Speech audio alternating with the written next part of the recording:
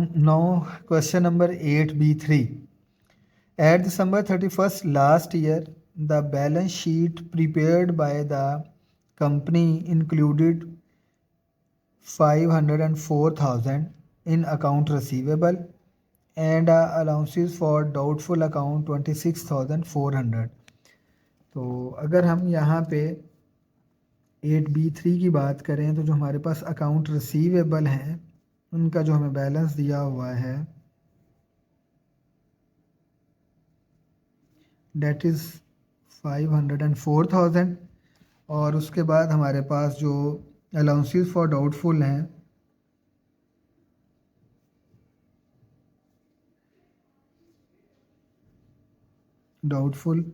उनका बैलेंस दिया हुआ है 26,400।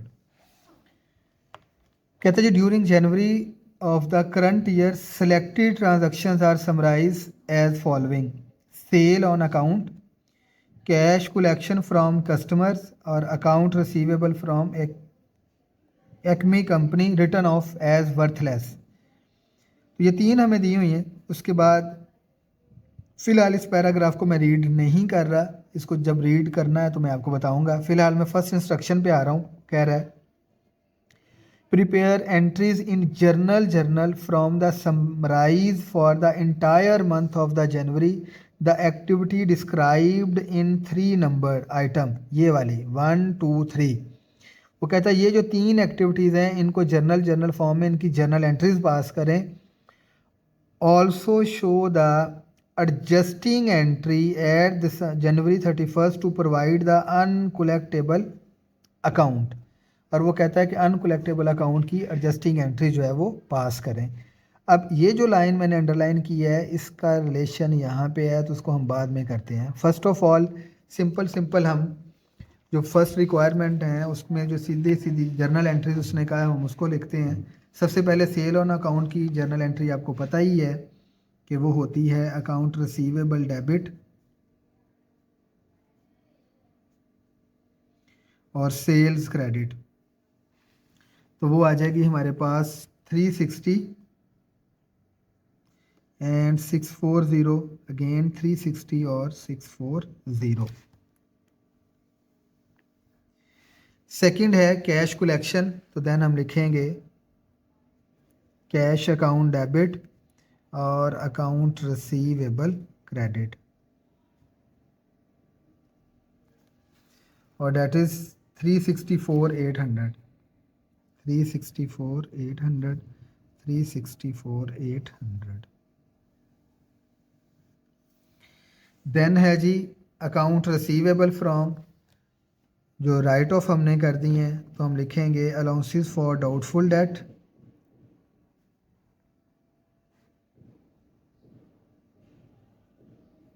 या डाउटफुल अकाउंट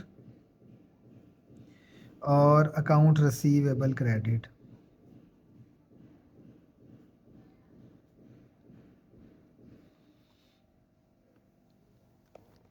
डेट इज 9280 अब फर्स्ट रिक्वायरमेंट में एक चीज़ रहेगी और वो है आपकी एडजस्टिंग एंट्री। और एडजस्टिंग एंट्री के लिए हमें इसको रीड आउट करना पड़ेगा इस पैराग्राफ को। तो कहता है after a careful ageing and analysis of all customer account at January 31st it was decided that the allowances for doubtful account should be adjusted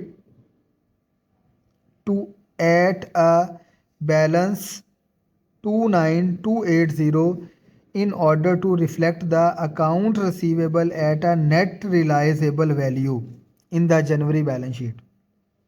अब इसमें 2-3 बातें हैं। नेट रिलाइजेबल वैल्यू का मतलब होता है ऐसी वैल्यू जो हमें रिसीव होनी होती है, उसको हम कहते हैं नेट रिलाइजेबल वैल्यू। यानी आफ्टर अनकलेक्टेबल अकाउंट जितने पैसे हमने रिसीव करने हैं उनको हम कहते हैं नेट रिलाइजेबल वैल्यू। और सेकंड वो कहता है कि हमने डाउटफुल अकाउंट को, ये जो अलाउंसेस फॉर डाउटफुल है अकाउंट, शुड बी एडजस्टेड, इसको इस बैलेंस तक एडजस्ट करना है। और अब अगर हम गौर करें तो हमें जो शुरू में बैलेंस दिया हुआ था वो ये था और वो ये कह रहे हैं कि इस बैलेंस को एडजस्ट करें 29280 तक। यानी ये जो बैलेंस है जो हमें दिया हुआ था मंथ के स्टार्ट में, इसको एडजस्ट करना है इस बैलेंस तक। अब क्योंकि ये बैलेंस प्रीवियस मंथ का क्लोजिंग बैलेंस होगा, इस डेफिनेटली इसकी रिकॉर्डिंग भी हो चुकी होगी, तो इसलिए अब हमने इसकी एडजस्टिंग एंट्री इस तरह से पास करनी है कि ये यहाँ पे जाके एडजस्ट हो जाए। अब अगर हम देखें तो 26,400 उसमें से 9280 ये हमारे पास राइट ऑफ हो चुके हुए हैं। तो इट मीन्स कि ये 26,400 जो रिमेनिंग रह गए हैं वो है 17,120। तो यानी अब हमने क्या करना है कि इन 17,120 को एडजस्टमेंट में लेके जाना है 29280 पे। यानी 17,120 से हमने अपने अनकलेक्टेबल इंक्रीज़ करके 29280 तक लेके जाने हैं। यानी अब हम इसमें कितने और ऐड करें कि वो 29280 बन जाए। तो हम वो सिंपल दोनों का डिफरेंस ले लेंगे कि 29280 उसमें से अगर हम लेस करते हैं 17120, तो हम और इतनी अमाउंट ऐड करें ताकि हमारे पास वो बन जाए। तो हमें और ऐड करना पड़ेगा 12160, ताकि हमने एडजस्ट करना है। ये मैं नहीं कह रहा, ये क्वेश्चन में वो खुद कह रहे हैं कि हमने अपने अनकलेक्टेबल को एडजस्ट करना है 29280 पे। तो ऑलरेडी जो हमारे पास अवेलेबल हैं वो 17120 हैं, तो उसमें अगर हम 12160 और ऐड करें तो हमारे वो यहाँ पे जाके ऐड हो सकते हैं। तो इसलिए ये 1210 की हम एडजस्टिंग एंट्री पास करेंगे कि अनकलेक्टेबल अकाउंट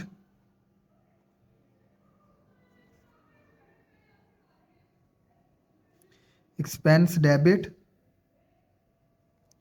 और allowances for doubtful account credit 12160 12160। Second requirement है show the amount of account receivable and the allowances for doubtful account as they would appear in the partial balance sheet at January 31।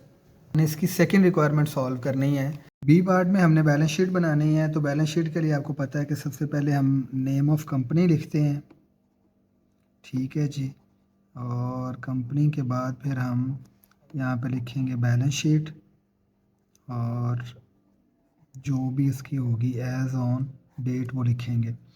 अब balance sheet में सिर्फ और सिर्फ हमने जो represent करना होता है डेट इज़ करंट एसेट्स, और करंट एसेट में हमने लिखना है अकाउंट रिसीवेबल, ठीक है। और अकाउंट रिसीवेबल अब हमने सबसे पहले जो है वो अकाउंट रिसीवेबल पता होना चाहिए कि हमारे अकाउंट रिसीवेबल कितने हैं। तो अकाउंट रिसीवेबल का स्टार्टिंग में बैलेंस अगर आप देखें क्वेश्चन के फर्स्ट पैराग्राफ में, तो वो 504000 दिया हुआ था, ये वाला। तो अब हम अकाउंट रिसीवेबल की अगर हम कैलकुलेशन करें सिंपल एक साइड पे, तो 504 ये डेबिट बैलेंस था, क्योंकि एसेट होते हैं और एसेट के बैलेंस जो है वो डेबिट होते हैं।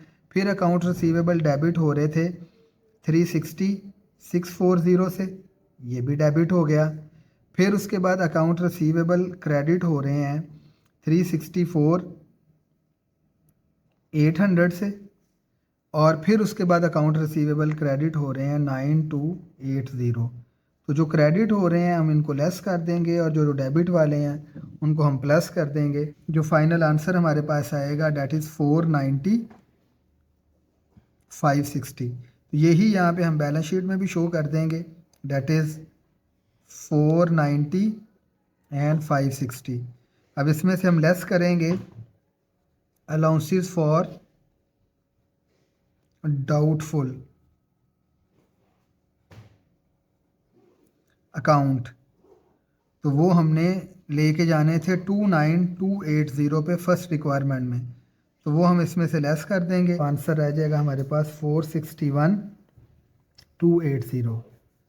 ये हमारी सेकंड रिक्वायरमेंट थी कि हमने बैलेंस शीट के अंदर किस तरह से अपने करंट अकाउंट रिसीवेबल को रिप्रेजेंट करना, तो हमने किया है।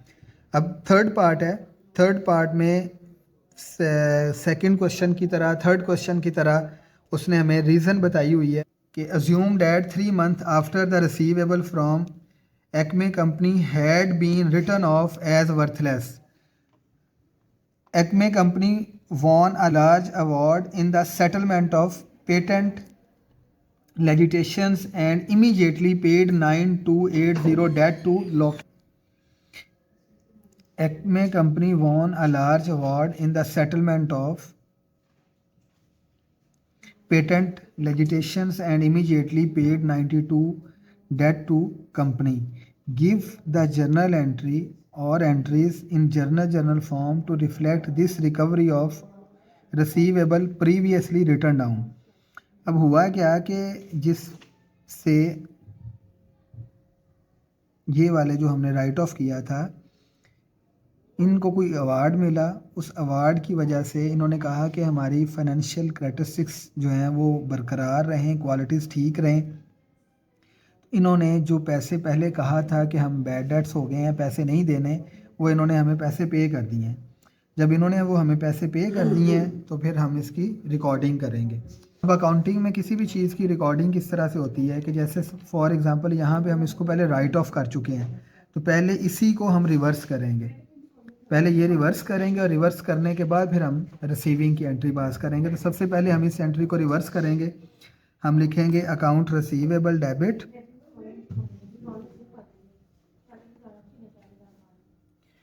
और अलाउंसेस फॉर डाउटफुल डेट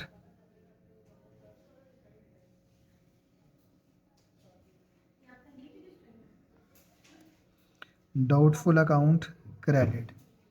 तो ये हो जाएगा 9280. ये कैश रिसीव करेंगे तो हम लिखेंगे कैश अकाउंट डेबिट और अकाउंट रिसीवेबल क्रेडिट 9280. अब हुआ क्या, एक्चुअली इसको हम एक एग्जांपल के साथ समझते हैं कि फॉर एग्जांपल अगर हम किसी का कोई नंबर ब्लॉक कर देते हैं तो उससे बात करने के लिए पहले उसी नंबर को अनब्लॉक करेंगे, देन उसके साथ कम्युनिकेशन होगी. तो सिमिलर हमने इसको यहाँ पे ब्लॉक कर दिया था. ब्लॉक करने के बाद हमने इसको दोबारा अनब्लॉक किया और अनब्लॉक करने के बाद हमने उससे जो कम्युनिकेशन की उसमें से हमने उससे कैश रिसीव किया. तो this is totally related to 8B3 and thank you so much. आपके कमेंट जो हैं और आपके जो फीडबैक है वो हमें अप्रिशिएट करेगा कि हम इसको किस तरह से इम्प्रूव कर सकते हैं. Thank you so much.